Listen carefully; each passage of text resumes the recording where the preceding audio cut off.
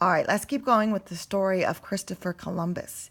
If you remember last time, we left off when they were still sailing and the soldiers were grumbling and complaining and they wanted to turn back, but they had just spotted a branch with some berries that told them that land was near. King Ferdinand had promised a reward of money to the first man to see land. Columbus said that he would add to the king's reward a fine suit of clothes. On went the ship with the fast-sailing Pinta leading the way, but there was no land. At last one night Columbus saw that far in the distance he saw a faint light. He could not be sure of it. First the light seemed to be there, then it was gone. It was so easy to imagine a thing one wanted so much to see. He called to the other men, who also thought that he saw the light. In the early morning of Friday, October the 12th, about 2 o'clock, a sailor on the Pinta called, "Light! Land!" As the ship went on, the men saw the moon shining on the sandy shore of an island. Columbus was not surprised that it was an island. He expected to find islands in the mainland of India. Rodrigo, the sailor who had seen the land, thought that the king's reward should be his. However, the admiral himself claimed to have been the first to see the light, and the reward went to him. It would never do to land on a strange island before daylight, so the ships waited for dawn. Morning came. The people on the island saw something that made them come out of their houses and look and talk and wonder. There on the blue sea were 3 big canoes.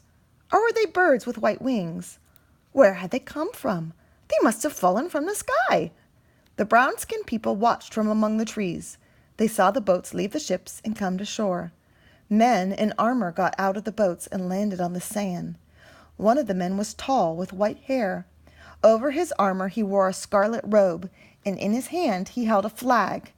He put the staff of the flag in the ground and said some strange words. Then he knelt and kissed the ground. This was October 12th in the year 1492. It all seemed very much like magic to the island people. They came creeping down to the shore to see the white men more closely. Now Columbus and his men found that all around them were people with their skins painted in many colors. They seemed friendly. Columbus had said as he landed that he claimed this land for Ferdinand and Isabella of Spain. He called it San Salvador, meaning Holy Savior. He was sure that he had come to an island near India, and he called the people Indians. The islands on which they lived are still called the West Indies, although they are a long way from India. Of course, when Columbus went back to the ship, he wrote in his diary. He said, "The island is rather large and very flat, with bright green trees and much water.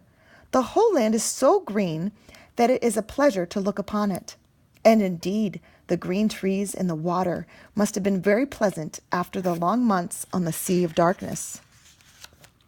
However, the island was not so large after all. It was one of the smaller islands in the Bahamas. As Columbus and his men explored, they found birds, trees, plants, and animals new to them.